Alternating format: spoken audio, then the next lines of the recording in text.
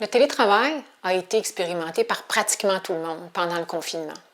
Les employeurs ont dû proposer des conditions de travail en ce sens. Les gestionnaires ont eu à adapter leur encadrement pour soutenir les activités de leur organisation et un très grand nombre de travailleurs de tous les domaines ont expérimenté ce mode de travail.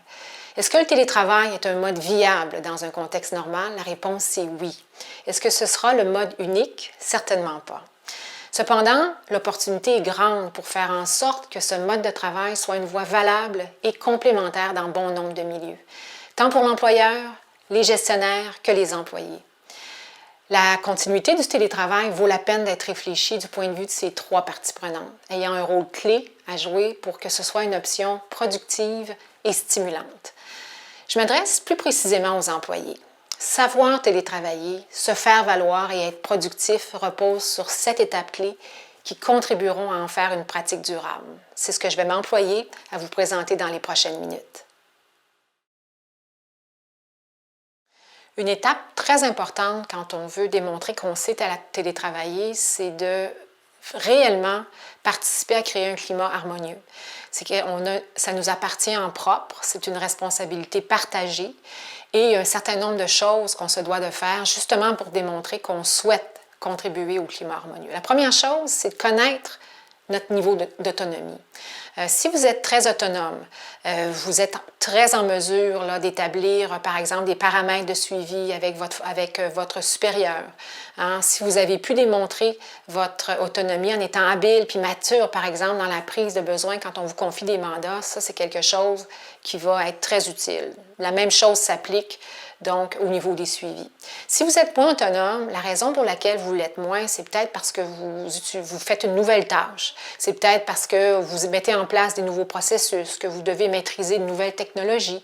Donc, dans un cas comme celui-là, le fait d'avoir moins d'autonomie requiert, selon moi, d'avoir des paramètres un petit peu plus étoffés de suivi, par exemple, avec votre supérieur. Donc, établissez un mode de fonctionnement par étapes. Entendez-vous sur les mécanismes de rendre compte. C'est des choses qui vont aider donc à projeter une image d'autonomie.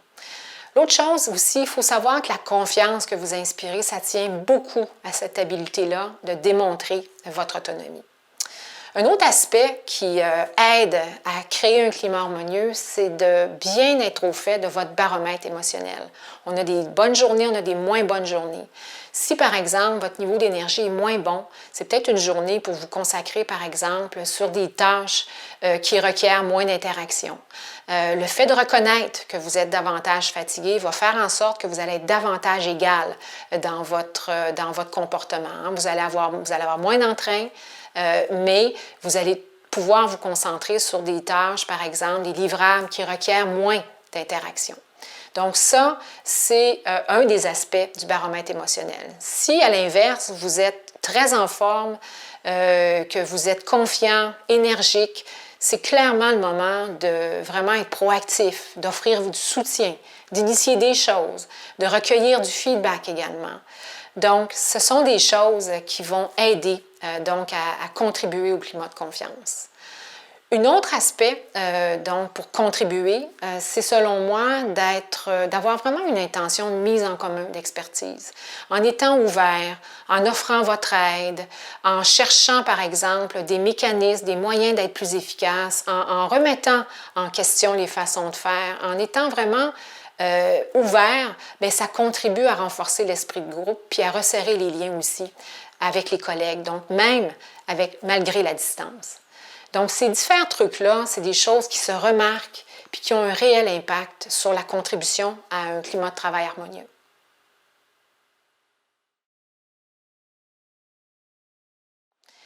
Le télétravail apporte son lot de situations différentes dans nos interactions. Ces situations-là sont étonnamment multipliées car on accomplit souvent beaucoup de choses très diversifiées à tous les jours. On utilise la caméra de notre ordinateur, on travaille sur des plateformes de conférences avec visuel. Il nous arrive aussi de prendre des appels impromptus et on est souvent dérangé en pleine rencontre. Projeter une image professionnelle et en contrôle, ça ajoute à l'impression de savoir télétravailler. C'est aussi une opportunité de rayonner puis de créer de la proximité ressentie. Voici en vrac quelques trucs qui contribuent significativement à cette image professionnelle. D'abord, au téléphone, évitez l'utilisation du main libre. Le bruit ambiant, ça vient perturber la qualité de la communication et puis ça fatigue notre interlocuteur. À l'écran, pensez à ce que les gens voient en arrière-fond, puis bien cadrer et ajuster votre écran pour que les gens vous voient vous et non pas le ventilateur du plafond. Si vous avez à créer de la proximité, exemple pour assurer un collègue ou encore votre patron, ou encore si vous souhaitez bien cerner la réaction d'un client, moi j'insiste sur l'opportunité que vous offre la visioconférence. Il arrive qu'on se dise « je ne suis pas vraiment présentable, je préfère être dans ma bulle » ou encore « je ne vois pas vraiment l'intérêt ». Sachez que cette proximité-là que vous créez, cette proximité virtuelle, paradoxalement, c'est paradoxal à prime abord, mais c'est un formidable levier de proximité. Soyez judicieux aussi dans le choix de votre mode de communication. Sachez si l'écrit est complémentaire à la visio. Sachez quand un court appel téléphonique va faire le travail, quand un texto de remerciement est la chose qu'il faut faire. Dernier point au sujet de votre image professionnelle, je crois que tout a été dit et écrit sur ce point-là. Malgré quoi, je continue d'être témoin à tous les jours d'irritants de toutes sortes qui impliquent justement une mauvaise projection de votre image professionnelle. Je ne réfère pas ici à la qualité Hollywood, bien sûr, mais à une image qui véhicule une maîtrise puis un niveau de conscience de votre part quand vous parlez à votre interlocuteur. Ces quelques trucs sur l'effet que vous faites ajoutent également à l'impression que vous êtes un pro du télétravail.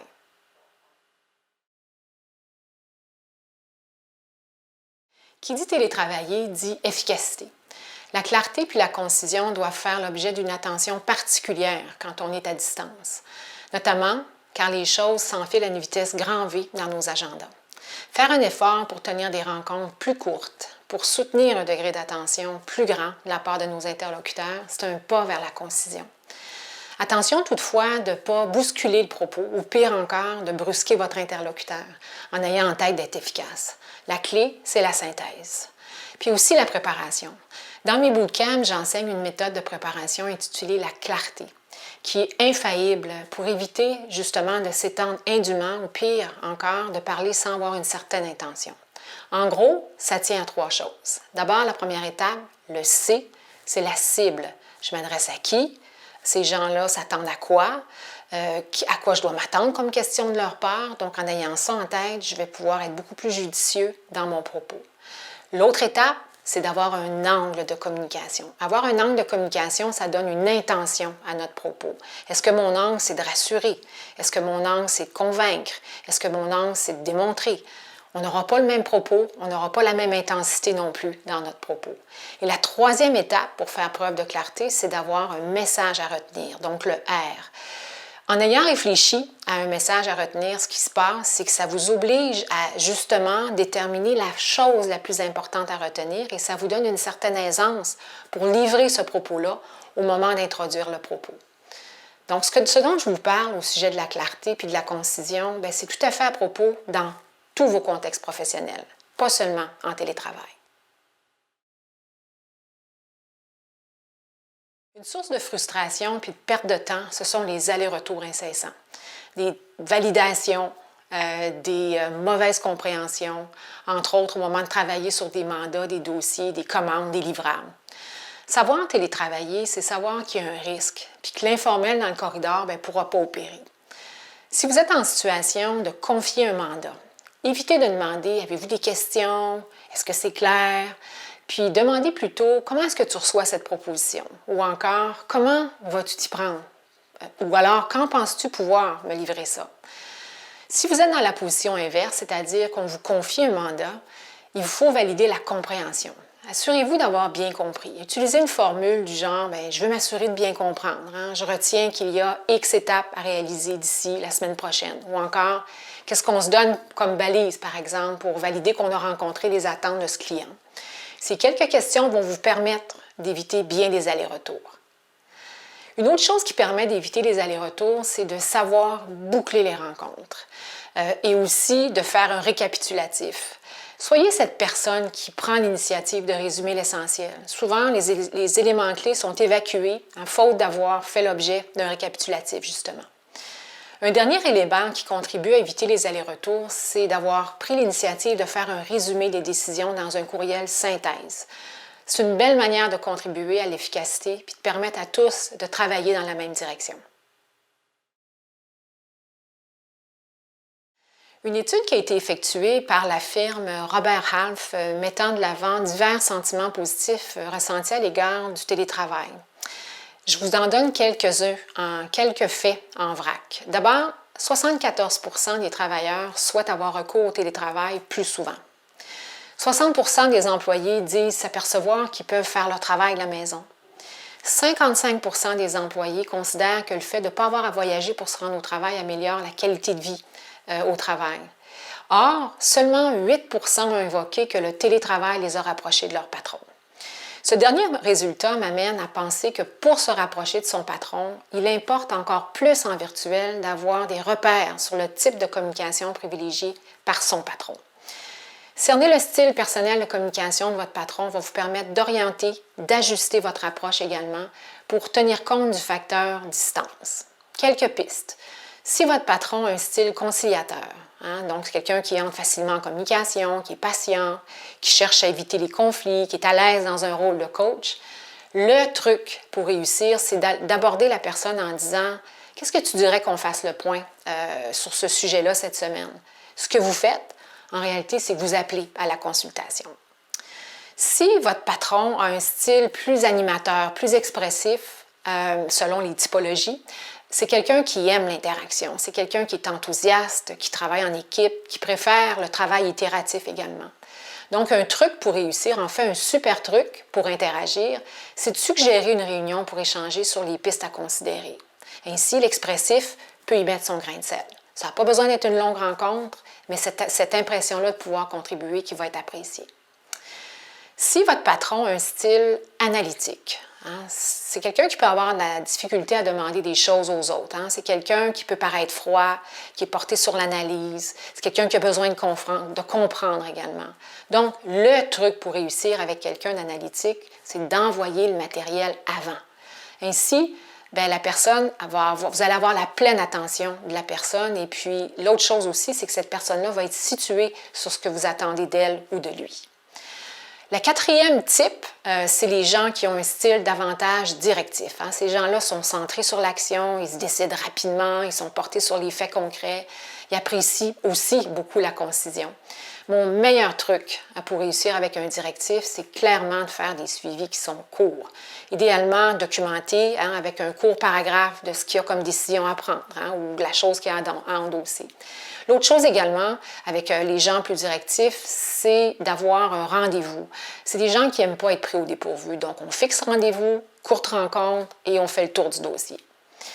Le fait d'avoir des repères sur les styles de communication, c'est un sujet que j'ai très étoffé dans mon premier livre, Gestionnaire inspirant. C'est quelque chose qui contribue à établir puis à renforcer le niveau de confiance et d'autonomie vis-à-vis de votre patron. Lorsqu'on est en télétravail, donc non visible, ça peut sembler moins naturel de se faire voir puis de se faire valoir. Dans les faits, je considère qu'il faut faire preuve d'adresse pour éviter de surcharger nos interlocuteurs avec trop de communication ou encore trop chercher à justifier puis à documenter notre travail. Voici quelques astuces qui contribueront à faire reconnaître vos réalisations et surtout à vous entourer d'une réputation de super télétravailleur. D'abord, convenez de manière précise de type de suivi à faire avec votre supérieur, puis aussi avec vos collègues quand vous êtes en mode matriciel. Évitez d'inonder votre patron avec des rapports de suivi. Il y a une marge importante entre être un fantôme puis trop vouloir se faire valoir. Soyez judicieux dans vos statuts, concis. Faites valoir votre contribution en les liant à des enjeux futurs plutôt qu'en énumérant ce que vous avez accompli. L'autre chose aussi, ayez le réflexe d'être proactif, d'être visible. Comment? D'abord en offrant votre aide, en laissant clairement voir que vous aimez contribuer à l'effort collectif. C'est des choses qui se remarquent, c'est des choses qui se rapportent aisément à votre sujet. C'est une belle reconnaissance que l'on dise à votre sujet que vous êtes un super joueur d'équipe. Démontrez l'ouverture aussi à apprendre. Le télétravail apporte son lot de nouvelles technologies, des ajustements dans les processus, l'expérimentation de nouvelles façons de faire. Puis si vous vous montrez ouvert puis enthousiaste, vous démontrez votre maturité, votre tolérance à l'ambiguïté également. C'est des choses qui vont contribuer également à votre réputation. 2 derniers super trucs pour savoir vous faire valoir. D'abord, recherchez des opportunités de débrief. On apprend beaucoup en débriefant. Ma manière préférée de le faire, c'est d'abord de poser la question par rapport, par exemple, à un projet ou un dossier. Qu'est-ce qui a bien été? Qu'est-ce qui a moins bien été? Qu'est-ce qui a contribué à l'atteinte de nos objectifs? Puis qu'est-ce qui a été nuisible à l'atteinte de nos objectifs? Adopter, je devrais dire, ce mode de débrief, ça apporte de l'agilité, de l'humilité, ça contribue beaucoup aussi à créer un climat de confiance. Dernière chose, montez-vous un dossier 3 étoiles dans lequel vous allez regrouper diverses réalisations, contributions qui sont alignées avec l'attente qu'on a par exemple, l'atteinte d'objectifs, qui vous sont attribués. L'avantage de ça, c'est qu'au moment de préparer vos conversations de suivi de gestion de performance, vous allez avoir ça à jour, puis ça va vous permettre de rapidement vous faire valoir. Encore ici, on parle de savoir-faire, on parle de réflexe. Ces pratiques contribuent à cette impression-là que vous êtes solide puis à l'aise dans ce mode de travail. Un des aspects très importants pour démontrer qu'on sait télétravailler, c'est de démontrer notre productivité. Ayant tous eu à le vivre, on a tous pu prendre nos repères à savoir si c'est quelque chose qui nous convient, si c'est quelque chose qui ne nous convient pas, si c'est quelque chose qui nous donne de la productivité ou pas. Il y a de plus en plus d'études qui documentent cette chose-là. Il y a beaucoup de gens qui ont appris qu'ils étaient davantage productifs quand ils faisaient du télétravail. J'ai la chance de faire partie de ce groupe d'employés-là. Je vais y aller avec quelques trucs, mes meilleurs trucs qui peuvent contribuer justement à votre productivité. Tout d'abord, optimisez vos journées. C'est de base, vous allez me dire, sauf que si vous y allez d'une planification qui vous convient, il y a de grandes chances que vous augmentiez votre productivité. Une petite chose, se faire une liste la veille avec les éléments urgents, les éléments importants, les éléments qui seraient à travailler, les dossiers de fond, des dossiers, par exemple, de collaboration, et organiser votre journée en ayant en tête cette chose-là. L'autre chose que j'aime mettre sur ma liste, c'est par exemple le nom d'une personne à qui je n'ai pas parlé depuis longtemps. Ça peut être un collaborateur, ça peut être quelqu'un de l'équipe avec qui je me dois d'avoir, par exemple, un suivi. Donc ça, ce sont des choses qui peuvent aider énormément. L'autre affaire, c'est de découper votre temps en unités de productivité. Personnellement, je fonctionne avec des unités de 90 minutes et un 15 minutes que je m'alloue à moi pour faire quelque chose. Si vous avez des enfants à la maison ou s'il y a différentes choses que vous voulez faire, vous intégrez ça dans votre routine. Le fait de découper la journée va faire en sorte que vous allez arriver à la fin d'une journée avec l'impression d'avoir pu accomplir l'essentiel. Gardez-vous du temps à la fin de la journée pour planifier la journée suivante. Faites vos suivis auprès de certaines personnes. Le fait d'avoir noté les choses, c'est des choses qui vont certainement vous aider à rentabiliser votre temps. L'autre chose, coupez toutes les sonneries de votre ordinateur et éloignez-vous des médias sociaux. Ça, c'est certainement une manière de rentabiliser votre temps. En terminant, sachez que télétravailler, ça peut s'avérer envahissant. Puis, il nous appartient en propre de voir comment puis quand on coupe pour la soirée. Est-ce que vous êtes du genre à organiser vos courriels pour le lendemain avec des brouillons? Est-ce que vous préférez écrire aux gens sans avoir d'attente? On a tous droit à la déconnexion, mais c'est une valse qui se joue à plusieurs, donc c'est à vous de donner le ton par rapport à ça. Donc, à retenir ici, la productivité, moyennant une forme de planification, c'est au rendez-vous quand on sait comment télétravailler. En conclusion, savoir télétravailler, se faire valoir et être productif, c'est un ensemble de facteurs pour lesquels il nous faut être très conscient, à l'affût, proactif. C'est bien évident que télétravailler, quand on était obligé de le faire, a créé un certain nombre d'habitudes et de pratiques. Ce qui est visé dans cette capsule, c'est de vous donner l'occasion d'y réfléchir de manière plus durable. Donc, en espérant que cette étape puisse alimenter votre réflexion comme employé, comme gestionnaire et à titre d'employeur.